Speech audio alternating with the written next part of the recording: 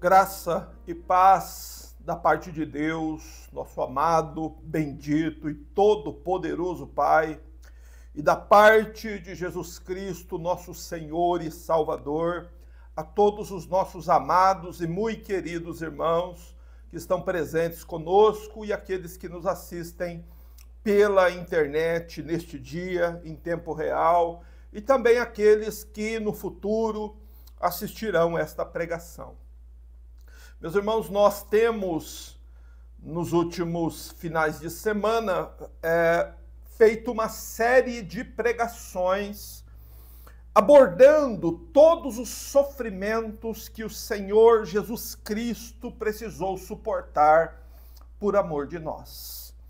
Nós temos então caminhado com Cristo desde o Getsêmani, e o nosso objetivo é caminhar com ele até o Calvário, estudando detalhadamente todas as dores que o Senhor Jesus suportou no Getsêmani, todas as humilhações que ele suportou ao ser preso, todos os interrogatórios intermináveis a qual o Senhor Jesus foi exposto, a todos os sofrimentos, humilhações, dores, espancamentos, açoites, escárnios que o Filho de Deus precisou suportar para nos salvar até as 3 horas da tarde daquele dia, quando ele finalmente expirou lá na cruz. E há muitos aspectos da cruz de Cristo que muitas vezes passa desapercebido por nós. Nós precisamos conhecer detalhadamente tudo o que o Senhor Jesus suportou por nós e entender por que foi necessário que ele suportasse tudo por nós. Por isso, hoje, nós vamos falar sobre aquele conhecido caso da libertação de Barrabás. Barrabás é com certeza um nome bem conhecido, e o que aconteceu com ele naquele dia está repleto de ensinamentos espirituais importantes para cada um de nós. Por isso, hoje nós vamos abordar este aspecto da cruz de Cristo, que foi a libertação de Barrabás. Por isso, convido a todos a abrirmos nossas Bíblias no Evangelho de Mateus, no capítulo 27, e nós vamos começar a nossa leitura a partir do verso 15 e vamos ler até o verso 26. A versão que estamos usando é a Almeida, século 21. Está escrito assim, Mateus 27, verso 15. Por ocasião da festa, o governador costumava soltar um preso que o povo escolhia conforme queria. Naquela ocasião, havia um preso bem conhecido chamado Barrabás. Então Pilatos perguntou ao povo que se ajuntara: qual destes quereis que vos solte, Barrabás ou Jesus chamado Cristo? Pois ele sabia que o haviam entregado por causa de inveja. E estando ele sentado no tribunal, sua mulher mandou dizer: não te envolvas na questão desse justo, porque hoje, em sonho, sofri muito por causa dele. Mas os principais sacerdotes e os líderes religiosos convenceram as multidões a que pedissem Barrabás e mandassem matar Jesus. Então o governador perguntou-lhes: qual dos dois quereis que eu vos solte? E eles disseram: Barrabás. E Pilatos perguntou-lhes: que farei então de Jesus chamado Cristo? Todos disseram: que seja crucificado. Pilatos, porém, disse: mas que mal ele fez? Eles, contudo, gritavam ainda mais: que seja crucificado. E percebendo que nada conseguia, mas que pelo contrário, que o tumulto aumentava, Pilatos mandou trazer água e, lavando as mãos diante da multidão, disse: sou inocente do sangue deste homem. Isso é problema vosso. E todo o povo respondeu: o sangue dele caia sobre nós e sobre nossos filhos. Então lhe soltou Barrabás, mas mandou espancar Jesus e o entregou para ser crucificado. Meu Deus, amém. Meus queridos irmãos, diante de um texto tão importante, diante de verdades que nós não podemos dar ao luxo de morrer sem conhecê-las com profundidade, eu convido você a fechar os seus olhos, elevar a sua alma a Deus e pedir misericórdia do Senhor, auxílio do céu, para que todos nós compreendamos o que está escrito no Evangelho. Nosso Pai Celestial, a Ti levantamos, Senhor, uma oração. Senhor, uma oração para adorá-lo, ó bendito e eterno Deus, pois tudo o que existe por Tua vontade, foi o Senhor quem criou, e é o Senhor que até hoje tem mantido, Senhor Deus, a vida e este mundo em funcionamento. A terra tem produzido alimentos, tem as nuvens produzido águas, os mares produzindo peixes, e assim, Senhor, Tu tens dado vida e subsistência aos seres humanos que habitam nesta geração.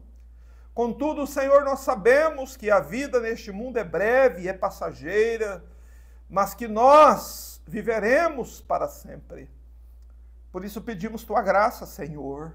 Por isso sabemos que o Teu Filho foi enviado para nos desviar dos nossos pecados, para que Ele suportasse a condenação, os julgamentos, as dores, as aflições, as angústias, as humilhações, tudo aquilo que estava destinado a nós.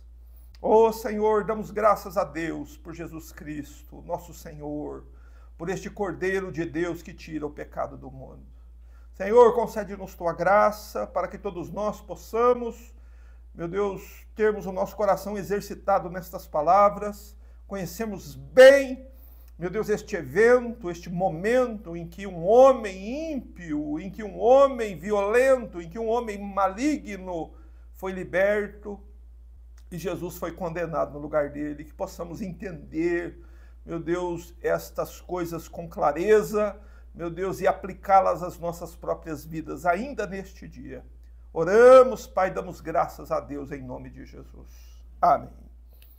Meus irmãos, e esta passagem da Bíblia, a qual nós nos propomos a estudar hoje, nos mostra esta excelsa graça de Deus. Nos mostra quão grande é a graça, quão elevada é esta graça, que salva até mesmo os mais improváveis dos homens. Não é por isso que hoje nós vamos falar sobre a libertação de Barrabás. Barrabás é com certeza um nome bem conhecido de todos nós. E o que aconteceu com este homem naquele dia, naquela sexta-feira, em que se comemorava a Páscoa, e naquela sexta-feira em que o Filho de Deus foi crucificado? O que aconteceu com Barrabás naquele dia está repleto de ensinamentos espirituais muito importantes para todos nós. Porque ele é a prova de que o Senhor Jesus Cristo sofreu e morreu até mesmo pelos mais cruéis pecadores. Barrabás é esta prova, não é, de quão elevada é a graça de Deus. Pois nós podemos equivocadamente pensar que Deus salva as pessoas boazinhas, que Deus salva as pessoas que pagam suas contas em dia, que Deus manda para o inferno somente os ladrões, os rebeldes, assaltantes e assassinos. Contudo, justamente no dia em que o Filho de Deus foi crucificado, a palavra de Deus nos mostra que Deus salvou da morte um homem que tinha um currículo terrível. E o nome deste homem é Barrabás. Barrabás, ele é a prova de que o Senhor Jesus sofreu e morreu até mesmo pelos mais cruéis pecadores. E eis um homem chamado Barrabás, que pode nos ensinar o que significa de fato: Jesus Cristo morreu em meu lugar. Barrabás é o homem que pode ensinar para você essa solene verdade evangélica. Jesus morreu em meu lugar. A gente encontra muita gente que usa essa expressão, que diz isso: olha, Jesus morreu em meu lugar, porém ele não sabe explicar por que foi que Jesus morreu em lugar dele. Essa se torna apenas uma frase decorada que a pessoa, que para as pessoas geralmente é uma frase vazia de significado espiritual. E quando nós olhamos para essa porção do Evangelho e entendemos do que se trata, então essa frase, Cristo morreu em seu lugar, se enche de significado para nós. E nós podemos dizer com toda a autoridade: sim, Jesus Cristo morreu em meu lugar. E é possível dizer isso porque essa é a história de um homem que foi literalmente arrancado da prisão e salvo da morte. Literalmente, no último dia, no último instante, na última volta do relógio, Barrabás foi salvo da morte, apesar de todos os graves crimes que Barrabás cometeu. Portanto, irmãos, este nome, Barrabás, não está na Bíblia por mero acaso, mas está na Bíblia para nos ensinar lições elevadíssimas a respeito da graça bendita de Deus. Preste atenção no que você vai ouvir agora. Este homem, Barrabás, é a prova de que Deus está mesmo disposto a salvar. Este homem é a prova de que Deus está mesmo, de que Deus realmente salva até mesmo os mais perversos dentre os homens. E isso deveria soar como música aos nossos ouvidos, porque a salvação de Barrabás enche o nosso próprio coração de esperança. Mas para irmos ao texto, antes precisamos nos lembrar do contexto, né, o que aconteceu antes, né, deste momento descrito aqui a partir do versículo 15, para nós contextualizarmos, porque certamente há pessoas que ouvirão essa pregação, ou podem até estar ouvindo esta pregação sem ter ouvido as pregações anteriores. Então nós sempre procuramos contextualizar. E contextualizar tem um segundo objetivo importante, que é exatamente nós ouvirmos novamente o que aconteceu antes, para que isso fique cada vez mais sedimentado, cada vez mais gravado em nosso coração. E o contexto é o seguinte: o Senhor Jesus havia já sido preso, não é? Mas uma melhor expressão para isso seria: o Senhor Jesus já havia voluntariamente se entregue àqueles soldados para que eles o levassem preso. Então, o Evangelho de João mostra que o Senhor Jesus não foi preso contra a sua vontade, ele se deixou ser preso. Isso é muito claro no Evangelho. Não é? Nada aconteceu aqui contra a vontade do Senhor Jesus. Jesus não estava sendo preso, julgado, condenado, e seria depois açoitado e crucificado, sem que isso seja a vontade dele. Então isso precisa ficar muito claro para nós. que o Senhor Jesus aqui já havia se entregue aos soldados, Jesus já havia sido julgado e condenado injustamente pelos líderes judeus, mas os líderes judeus não queriam levar a culpa pela morte do inocente.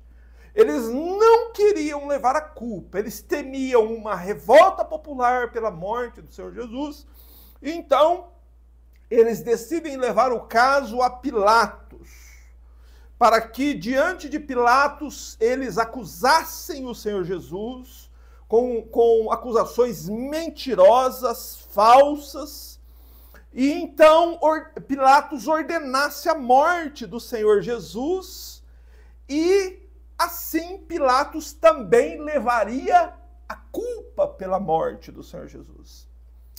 Porém, ao contrário das expectativas de Pilatos, ao contrário da expectativa dos judeus, melhor dizendo, Pilatos, depois de interrogar Jesus, ele disse 3 vezes: eu não acho culpa alguma neste homem. Por 3 vezes Pilatos diz isso: eu não acho culpa neste homem. Então Pilatos, pressionado pela multidão que exigia a morte do Senhor Jesus, ele, numa tentativa desesperada de se livrar da culpa de matar um inocente, ele envia o Senhor Jesus para ser julgado pelo rei Herodes. E Herodes também o interroga e o devolve a Pilatos, e Herodes manda dizer a Pilatos: ele não fez coisa alguma digna de morte. Essas foram as palavras de Herodes. Lucas 13:15. E Pilatos, então, diante da pressão popular, porque havia uma grande multidão de pessoas no seu portão, Pilatos se assenta no pretório e ele fica pensando num modo, não é, de como ele deveria tomar essa decisão, o que ele deveria fazer. Ele deveria mudar o seu veredito de inocente, ele deveria declarar o Senhor culpado. Ele ficou pensando sobre isso. Enquanto ele pensava, chega um mensageiro lá no pretório, trazendo para ele um sonho que a mulher dele teve naquela manhã com o Senhor Jesus. E o teor do sonho é: não te envolvas na questão deste justo. Então veio um aviso do céu para dizer para Pilatos: Pilatos, deixe este justo em paz. Solte este justo. Essa foi a mensagem que veio do céu para Pilatos. Então Pilatos usou todos os meios para libertar o Senhor Jesus. Porém, os principais sacerdotes e os líderes pressionavam a multidão para que exigissem a crucificação do Senhor Jesus. Está aí no capítulo 27, verso 22. Ó. E Pilatos perguntou-lhes: que farei com Jesus chamado Cristo? Todos disseram: que seja crucificado. Mas então, por derradeira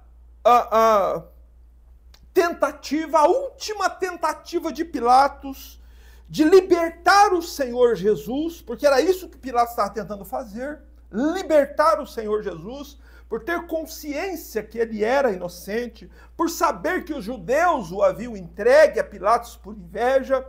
Pilatos, então, como uma última tentativa de libertar Jesus, ele tem uma ideia. Não é? O verso 15 nos diz que era Páscoa, não é? Por ocasião da festa, a festa da Páscoa, que a Páscoa era o que foi a Páscoa, a razão pela qual Pilatos faz o que faz agora.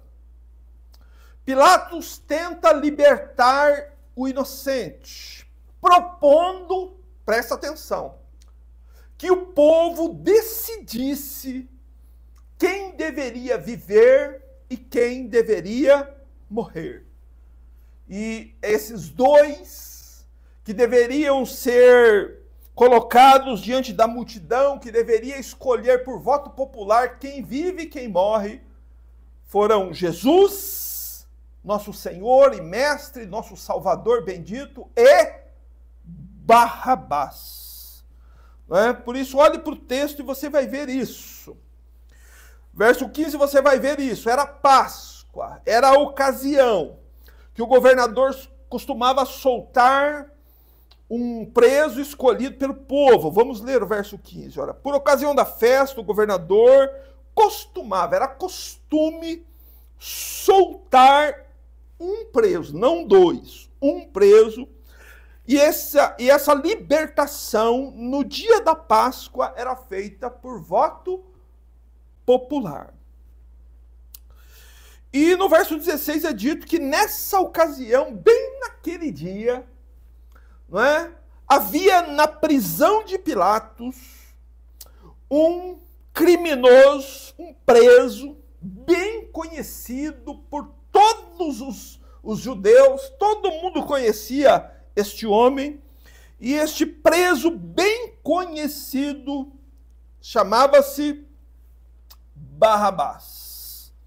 Não é? Naquele dia da prisão havia um preso, havia um outro, certamente, porque nós nos lembramos que quando o Senhor Jesus é crucificado, são crucificados um à direita e outro à esquerda, dois ladrões. Então haviam mais ladrões, mais malfeitores presos no calabouço de Pilatos. E Pilatos então decide colocar ao lado do Senhor Jesus o pior bandido que ele tinha na prisão dele. Um homem chamado Barrabás. Mas a intenção de Pilatos ao fazer isso, qual era? Porque Pilatos decide pegar um homem, o pior homem que existia na prisão, para colocar ao lado do Senhor Jesus, para que o povo decidisse. Porque Pilatos estava tentando transferir a decisão sobre a morte ou a vida para a multidão. O que Pilatos está tentando fazer? Se esquivar da decisão. Nós podemos inferir isso. Haviam outros presos na prisão de Pilatos, mas precisamos entender por que é que Pilatos propõe ao povo escolher entre Jesus e Barrabás. Então vamos entender quem era Barrabás, quem foi este homem. Muitas vezes, olhando friamente assim o texto, nós encontramos pouca informação. Todavia, quando nós olhamos mais detalhadamente para o texto, nós pegamos muitas informações sobre Barrabás. A primeira informação relevante sobre Barrabás é o próprio nome dele. Barrabás é uma junção de duas palavras aramaicas. Bar-Abás. A palavra bar significa filho. Então, Barrabás, bar significa filho, e Abba significa pai. Então, Barrabás significa filho do pai. Só que nós vemos que o nome de Barrabás tem um S a mais, não é? Por que tem um S a mais? Porque filho é bar e pai é Abba, ok? Mas haviam pessoas que se chamavam Barrabás. Outras pessoas. O que significa isso? Quando existe um S a mais depois do nome da pessoa. Escuta, preste atenção. Significa que este homem era filho de um rabino. E um rabino era um homem muito religioso. Um rabino judeu seria o equivalente hoje a um pastor evangélico. Quer dizer que Barrabás procedia de uma boa família. Barrabás procedeu teve um bom pai que ensinou a Barrabás o caminho da salvação. E possivelmente, com o passar do tempo, Barrabás ele foi se afastando deste relacionamento com sua família e se envolvendo com más companhias. até que Barrabás mergulhou no pecado, numa vida de pecados, numa vida de rebelião, numa vida de crimes. Por isso que ele é chamado aqui de um preso bem conhecido.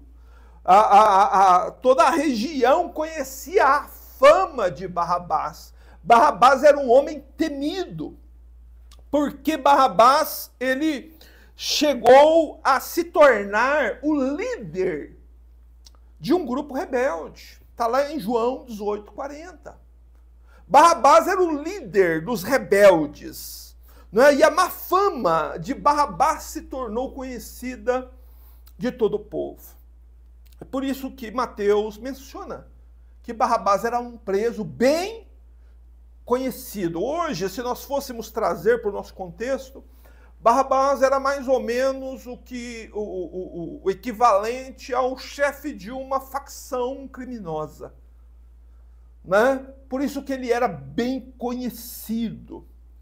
Mas a carreira de crimes de Barrabás culminou, né? A Bíblia nos informa isso em Lucas 23:19, com uma rebelião contra o Império Romano, e o Império Romano rapidamente debelava essas rebeliões, né? Eles enviavam soldados e prendiam os rebeldes. Só que nessa rebelião que Barrabás liderou, aconteceu uma morte. Alguém morreu, houve um homicídio. Então Barrabás era, além de um homem rebelde, era também o líder, né, de uma facção criminosa, e era um homem violento e era também assassino. Então vejam só quem foi o homem que Pilatos escolheu para colocar ao lado de Jesus. Quem escolheria alguém como Barrabás para conviver na mesma sociedade que ele? Barrabás era uma pessoa que deveria ter sido tirada de circulação. E Barrabás, ele estava preso, né, lá no calabouço de Pilatos, porque, pela lei romana, os crimes que ele cometeu exigiam que ele fosse submetido à pena máxima. E qual era a pena máxima na lei romana? A pena máxima era a morte por crucificação. Portanto, até aqui, nós podemos concluir que a cruz de Barrabás já estava pronta. Enquanto eles preparavam a cruz de Barrabás para crucificá-lo lá no Gólgota, porque era lá no Gólgota que estas pessoas malignas, ruins, violentas e assassinas eram crucificadas. Enquanto isso, enquanto os soldados preparavam lá a madeira para crucificá-lo, Barrabás permanecia acorrentado, preso, aguardando a hora da sua execução. E evidente, meus irmãos, é evidente que estas horas, por certo, são muito angustiantes, muito aflitivas. O tempo em que um homem, ele aguarda a hora da sua execução, né? E talvez até durante esse período em que ele aguardava a sua execução, Barrabás refletiu sobre as escolhas que fez, se lembrou do pai que teve, do caminho que ele poderia ter seguido, né? O caminho que seu pai o ensinou, como o próprio Antigo Testamento diz, não é?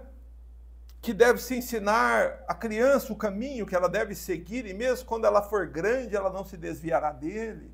Então Barrabás certamente se lembrava destas coisas, porém não havia mais o que pudesse fazer por ele.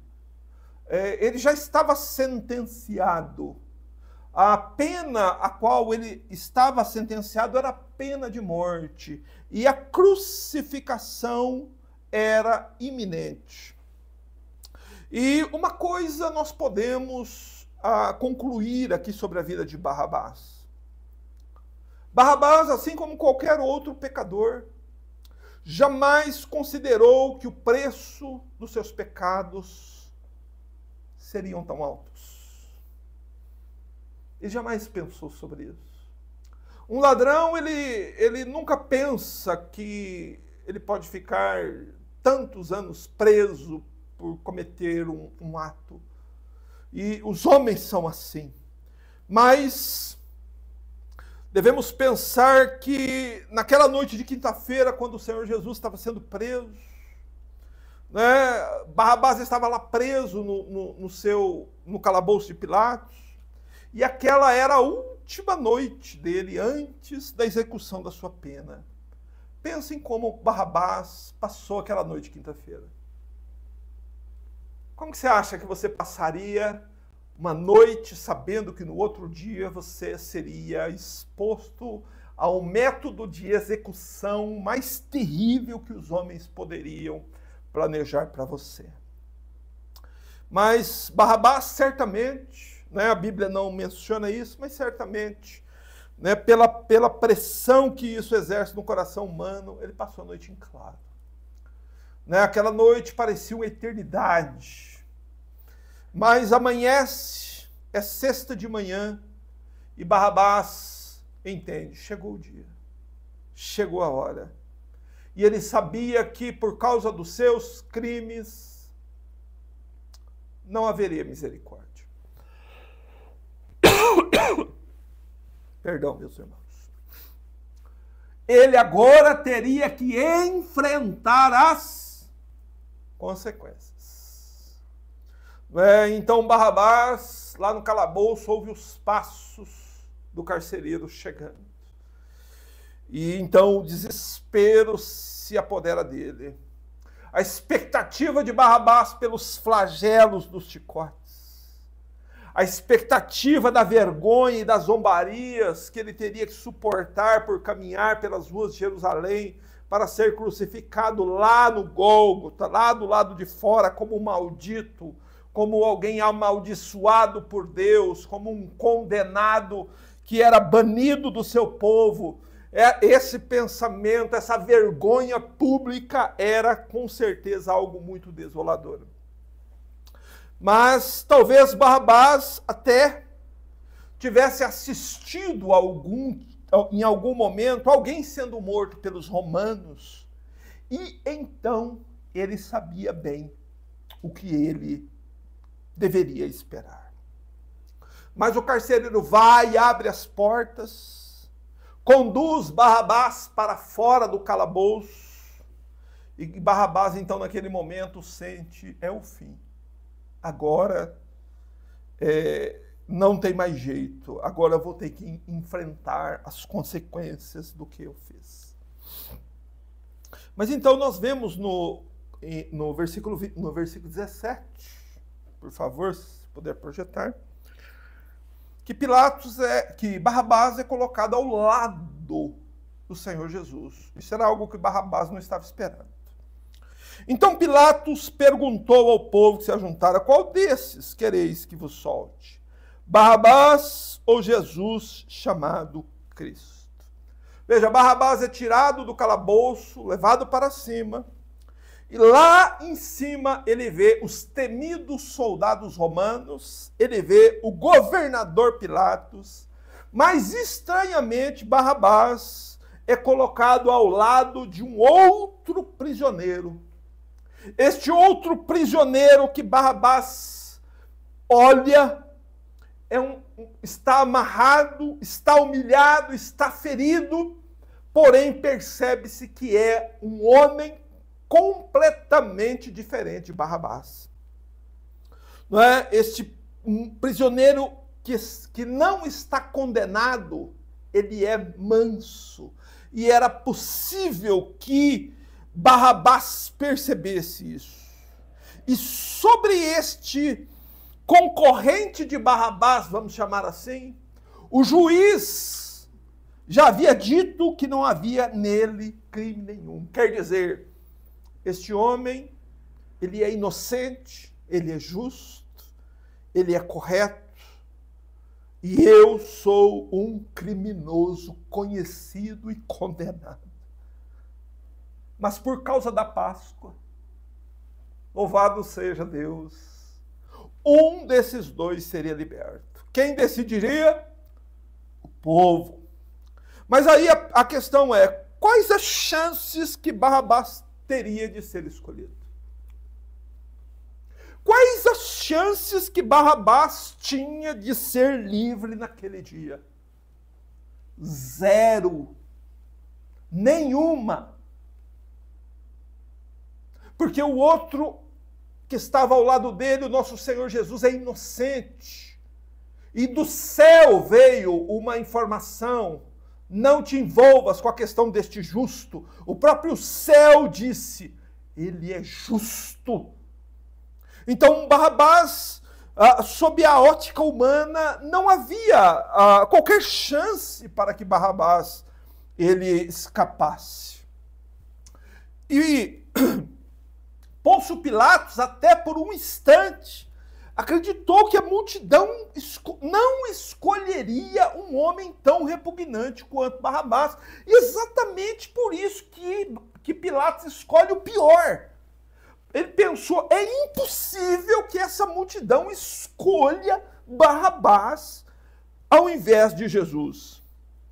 Por isso que ele pergunta no verso 17, escolham qual dos dois vocês querem que eu solte.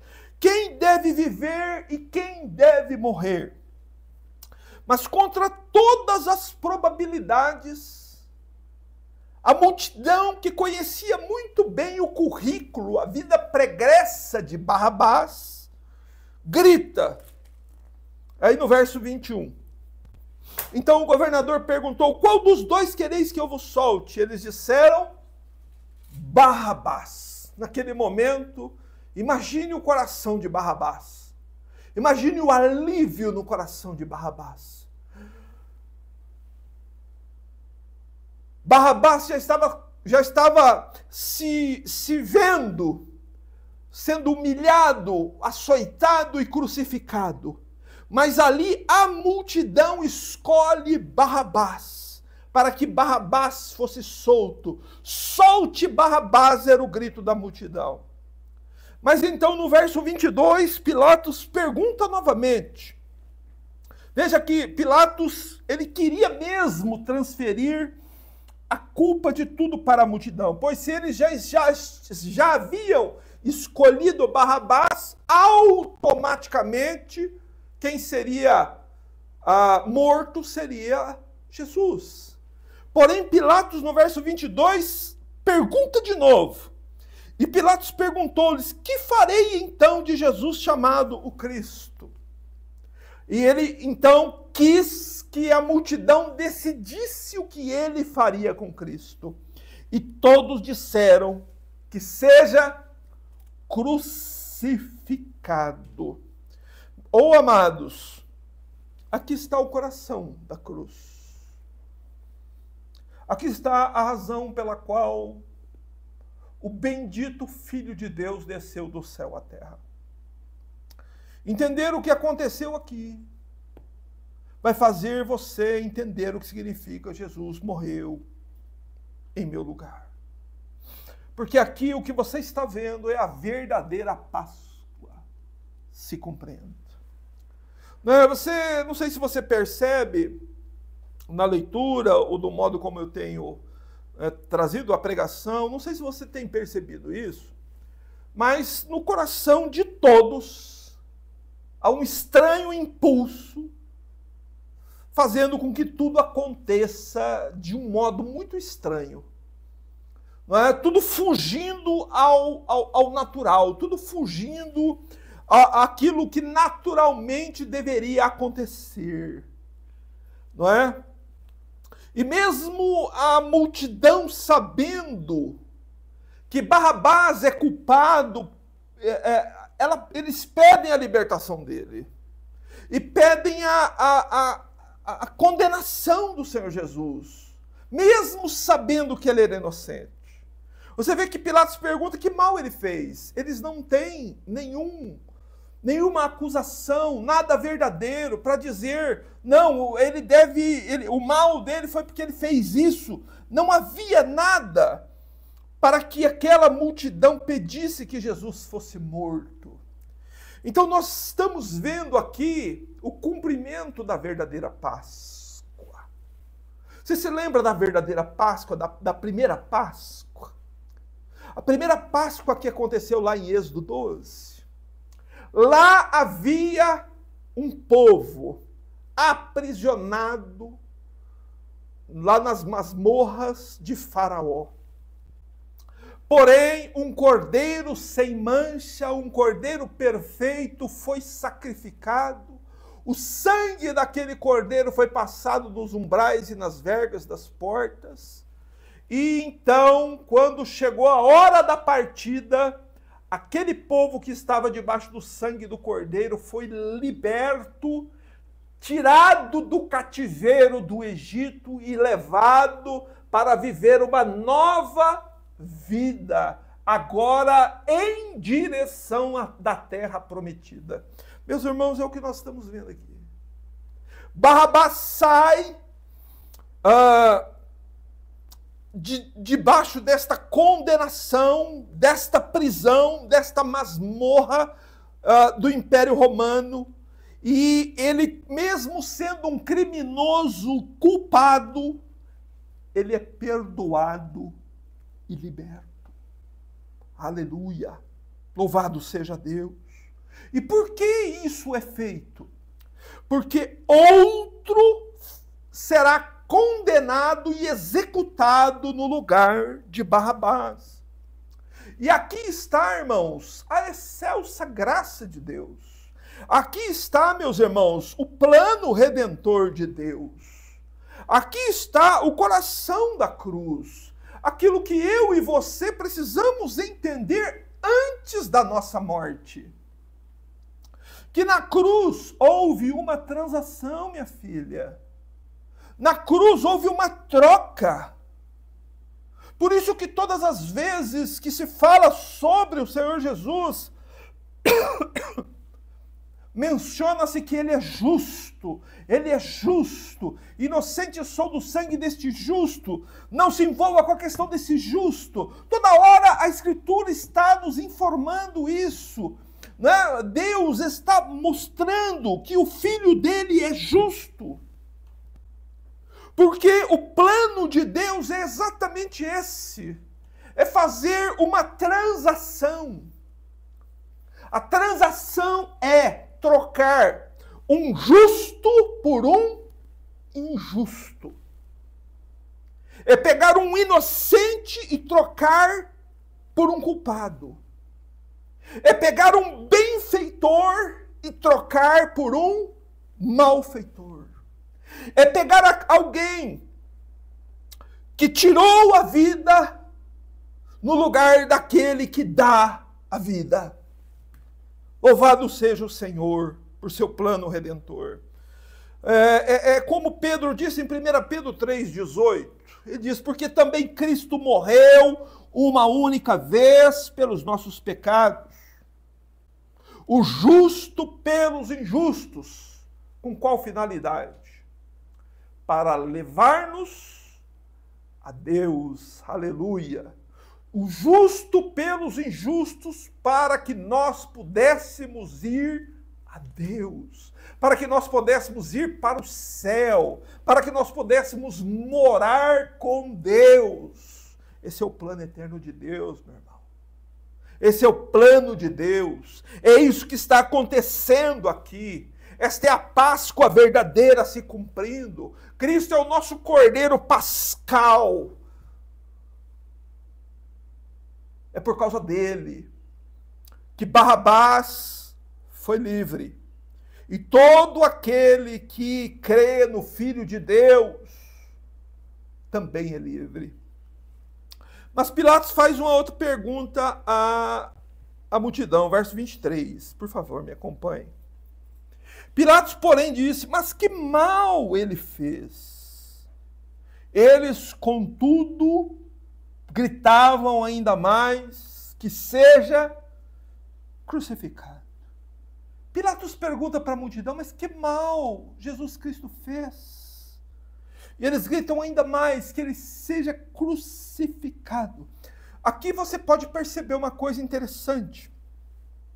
O impulso no coração da multidão. Né? Aquela multidão, escuta, ela odeia tanto o Senhor Jesus, que mesmo sem ter motivo nenhum para odiá-lo, eles o odeiam com ódio terrível.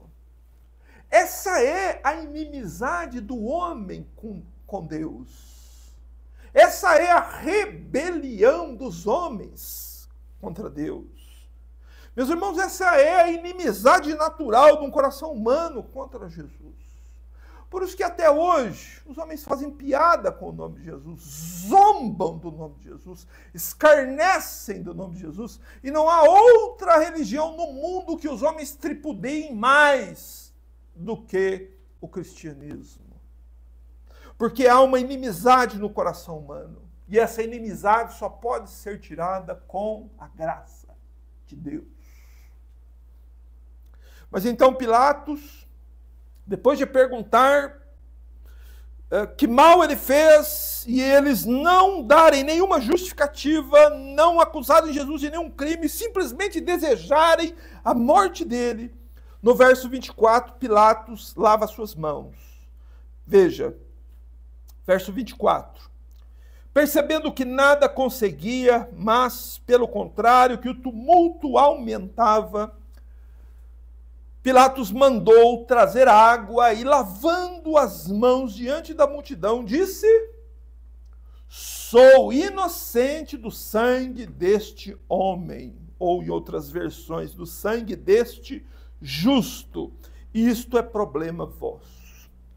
Veja, Pilatos agora, num ato de grande covardia, pediu água para lavar as mãos, e dessa forma, o que Pilatos tentava fazer? O que ele tentou fazer desde o começo. Pilatos, neste ato de lavar as mãos, ele está tentando se livrar da responsabilidade que cabia somente a ele. O juiz era ele. Quem deveria soltar ou condenar era ele. Um juiz jamais pode transferir a responsabilidade de vida e morte sobre alguém para terceiros. Ou seja, mesmo que ele tenha feito do modo que ele tenha feito, dizendo sou inocente, Pilatos é culpado por aquilo que ele fez. Não é? Só que nós devemos aqui atentar para um detalhe muito importante, que é esse ponto que está sempre sendo mostrado aqui na crucificação, na mensagem da cruz. Os homens tentando passar a culpa para outro. Você percebe que isso é constante na mensagem da cruz? Os judeus tentando passar a culpa para Pilatos. Pilatos tentando passar a culpa para Herodes. Herodes mandando a culpa de volta para Pilatos. E Pilatos passando então a culpa para a multidão. Isso não te lembra nada? Você se lembra do primeiro pecado no Jardim do Éden? Você se lembra que quando Deus chamou o homem a juízo, o que foi que Adão, Eva e todos, né, eles fizeram ali quando pecaram? Eles tentavam transferir a culpa. Né? A culpa é da mulher que tu me deste, a culpa é da serpente. Então essa tentativa de transferência de culpa, isso é algo natural dos seres humanos. Todavia, meus irmãos, naquele grande dia, no dia em que o Senhor Jesus voltar, não haverá a menor possibilidade de fazer isso. Né? Todos estão tentando aqui inutilmente transferir a culpa pelo que fizeram, porém, ninguém será desculpado. Mas, até que, no verso 25, alguém assume a culpa. E todo o povo respondeu: o sangue dele caia sobre nós e sobre nossos filhos. Essa multidão diz assim: nós nos responsabilizamos pelo sangue desse inocente que vai ser derramado. Por isso que você vê ao longo da história, meus irmãos, grande sofrimento imposto sobre o povo judeu.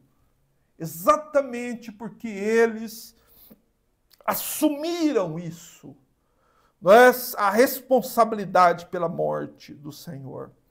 Mas então, diante da decisão da multidão de que eles assumiriam a culpa, Pilatos emite a ordem mais terrível que já foi emitida neste mundo.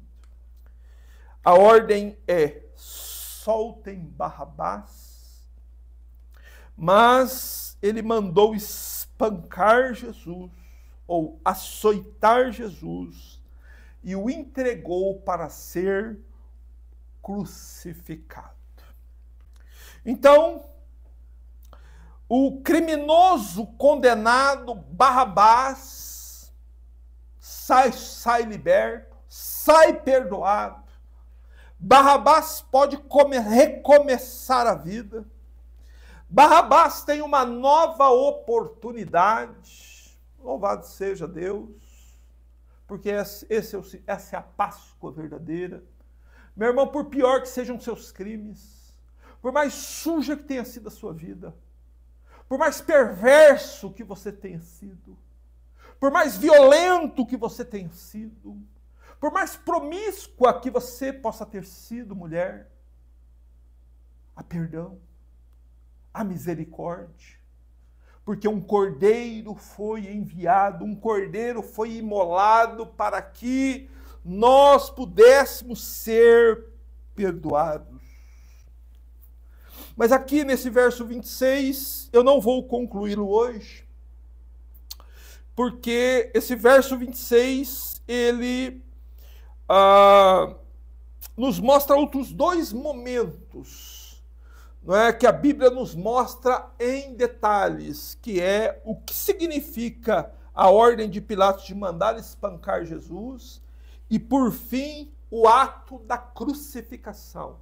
São dois momentos distintos que precisam ser pregados de modos separados para que nós entendamos que tudo isso faz parte do peso que Cristo carregou por causa dos nossos pecados.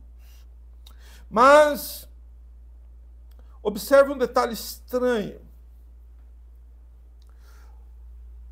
Sob a perspectiva humana, o propósito de Pilatos em escolher Barrabás para estar ao lado do povo é para que o povo escolhesse Jesus. Na mente de Pilatos seria impossível que o povo escolhesse Barrabás. E foi exatamente o que Pilatos não esperava que aconteceu. Sabe por quê? Porque Pilatos pensava o que nós naturalmente pensamos. Pilatos pensava o seguinte: Barrabás é um homem irrecuperável. Meus irmãos, e uma verdade que eu encontro ao ler o Evangelho é a seguinte: o nosso Deus não tem lata de lixo.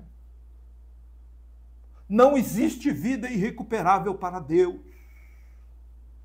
O sangue de Cristo pode limpar o mais vil pecador.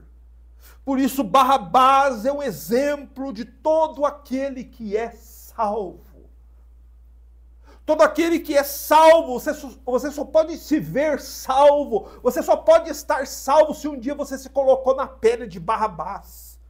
Se você ficou pensando assim: mas eu não sou tão mal quanto Barrabás, mas eu nunca matei ninguém, mas eu nunca fiz rebelião, eu não fiz essas coisas. Mas você precisa entender isso.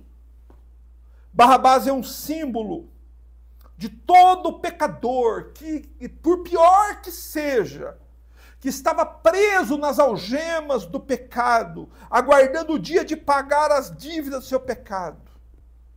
Barrabás é o prisioneiro perdoado e liberto, um símbolo de todas as pessoas salvas mediante a graça de Cristo. Por isso o nome dele é Barrabás, filho do Pai. Mediante Jesus Cristo, meus irmãos, nós também nos tornamos filhos do Pai. Apesar da vida que tivemos, fomos lavados com sangue, e sangue divino, e sangue de um justo, e sangue de um inocente. Fomos perdoados. E se você me permite, eu gostaria de fazer uma reflexão com você. Será que nós poderíamos nos considerar tão perversos quanto Barrabás? Será que nós cometemos crimes tão graves quanto ele?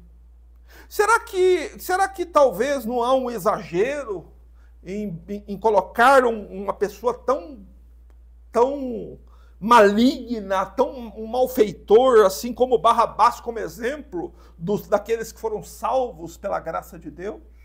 Será que não houve um exagero, não?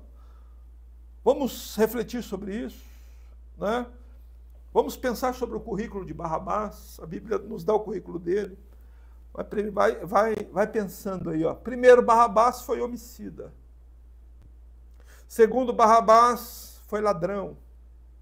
Terceiro, Barrabás foi um malfeitor. Em quarto, Barrabás foi um rebelde. Você não é um homicida? Você não é ladrão? Você não é um malfeitor? Você não é um rebelde? Eu duvido. Todos nós somos homicidas, ladrões, malfeitores e rebeldes. Eu, minha mulher, o Vitor, a irmã Marlene, a irmã Maria, a irmã Otília, todos nós temos este currículo aqui. E eu vou provar para você que você tem esse currículo. Veja quão mal nós somos aos olhos de Deus. Meus irmãos, a Bíblia diz que se nós sentirmos ódio por alguém, que sentir ódio é o mesmo que cometer assassinato. Mateus 5, 21, 22. Deixa eu te perguntar. Durante toda a sua vida, você nunca sentiu ódio por alguém? Se você sentiu ódio, você é, perante os olhos de Deus, um homicida. Você nunca foi ladrão nem desonesto? Por acaso, nem quando você era criança, você nunca pegou um doce? Nunca pegou um dinheiro que não era seu? Ou talvez você nunca recebeu um troco errado e não teve possibilidade de devolver? Será que você é perfeito no que diz respeito à honestidade? Bem, se você disser que é, eu já vou duvidar da sua honestidade. Todos nós somos ladrões. Todos nós, em algum momento, pegamos algo que não era nosso. Fizemos algo errado. Demos prejuízo a alguém. Meus irmãos, somos tão maus quanto Barrabás. Barrabás era um malfeitor. Você não é um malfeitor. Sabe o que é um malfeitor? É alguém que fez o mal a alguém. Deixa eu te perguntar. Será que em todos estes anos que você está vivo, você nunca praticou mal a ninguém? Você nunca fez o mal? Por acaso você não é culpado de ser um malfeitor? Se você disser que não é, você está mentindo. Porque você praticou o mal muitas vezes. Você fez o que era errado muitas vezes sabendo o que era errado. Isso é ser um malfeitor. E Barrabás era também um rebelde. Sabe o que é um rebelde? Rebelde é quem se rebela. Você nunca se rebelou contra a autoridade dos seus pais? Dos meus filhos eu posso dizer que...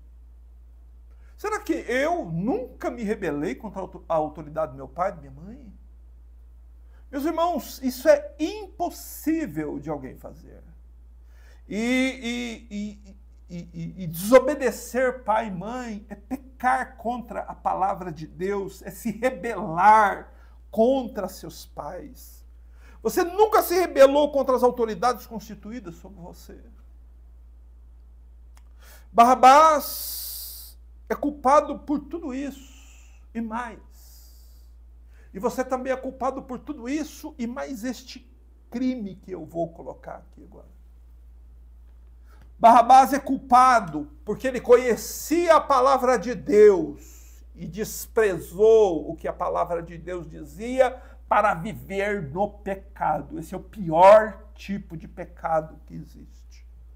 É quando você sabe que a palavra de Deus diz para você não fazer tal coisa e você faz. Meus irmãos, quantas vezes na vida você se rebelou contra a palavra de Deus? Você é culpado. Eu sou culpado. Né? Você pode dizer que é tão vil, tão pecaminoso, tão maligno, tão malfeitor quanto Barrabás. O seu coração é um coração tão ruim quanto o dele. Ou você é inocente do sangue do justo, que Jesus não precisava ter morrido por você.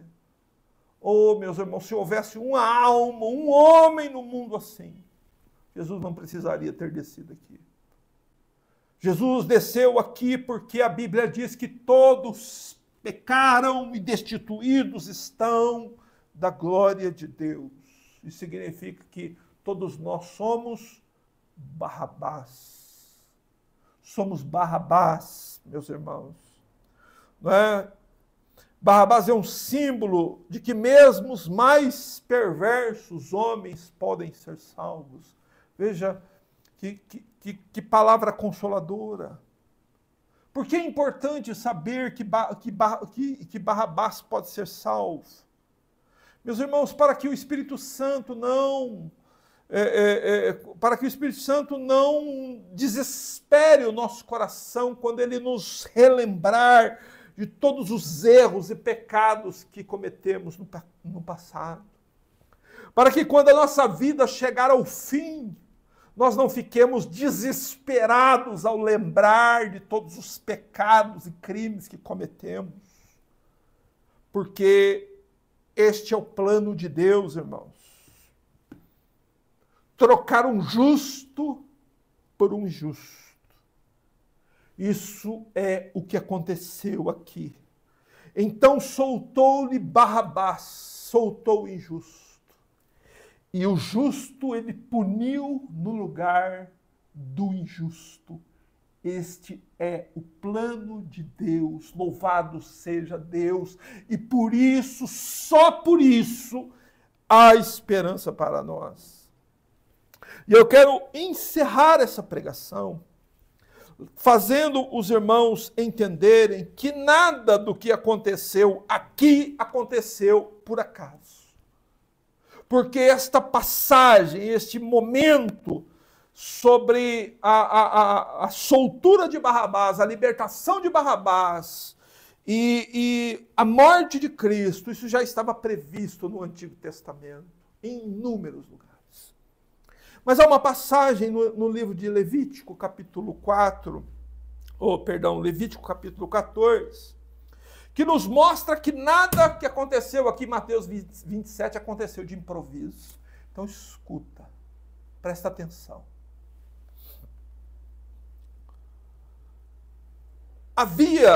Há em Levítico 14 um ritual chamado de purificação dos leprosos. E para este ritual eram necessários 2 aves. Uma destas aves, ela era sacrificada. E o sangue dela era derramado num vaso de barro. A outra ave necessária para este sacrifício não era morta, ela permanecia viva. Mas no ritual de Levítico capítulo 14, essa ave viva, escuta, ela era mergulhada no sangue da ave morta e depois a ave de mergulhada, a ave viva, era liberta e ela voava até o céu. Você conseguiu ver Jesus e Barrabás aí? Meus irmãos, aquela ave viva devia sua liberdade, veja, escuta, inteiramente àquela ave que foi sacrificada. Essa é uma bela imagem da cruz, porque aquela ave sacrificada é um tipo do Cristo sacrificado. E aquela ave viva e liberta é você, Barrabás. Aleluia! Se você foi mergulhado no sangue e agora você tem essa expectativa de voar para o céu, foi porque Cristo veio e tomou o teu lugar. Jesus tomou a cruz de Barrabás, andou pelas ruas de Jerusalém no lugar de Barrabás. Jesus foi ao Gólgota no lugar de Barrabás e teve suas vestes rasgadas no lugar de Barrabás e pregos cravados em suas mãos e seus pés. E ele agonizou até as 3 horas da tarde, não por nenhuma necessidade dele, mas pela necessidade dos Barrabás que estão aqui. Por isso, Barrabás, recline a sua cabeça, feche os seus olhos e exalte este cordeiro que foi sacrificado, porque ele é nossa esperança de quando a nossa vida terminar aqui na terra, nós voarmos para o céu. Oh Senhor Jesus, a Ti rendemos todo louvor, toda glória e toda honra, ó meu Deus, pois Tu vieste a este mundo por minha causa. Senhor, sou um homem tão vil quanto Barrabás. Senhor, se não pior do que ele. Ó Senhor, cada um de nós que aqui estamos, reconhecemos, meu Deus, que somos pecadores, grandes pecadores diante de Deus, e que nada merecemos, Senhor, senão o justo castigo que os nossos pecados merecem. Mas graças a Deus por Jesus Cristo, graças a Deus pelo justo de Deus, que veio tomar o lugar dos injustos para nos levar a Deus. Abençoa-nos, Senhor, para que o nosso coração estremeça diante destas coisas e possamos viver uma vida digna de Cristo, uma vida de honra e louvor ao nosso Salvador, uma vida de obediência à palavra de Cristo, e que possamos viver, Senhor, adorando e louvando ao Senhor ao sairmos pela rua, ao estarmos em nossos carros, em nossas casas, haja um contínuo louvor a Jesus pela grande obra que Ele realizou e pela grande morte da qual Ele nos livrou. Bendito seja o Cordeiro que na cruz por nós padeceu. Assim nós damos graças a Deus em nome de Jesus. Amém.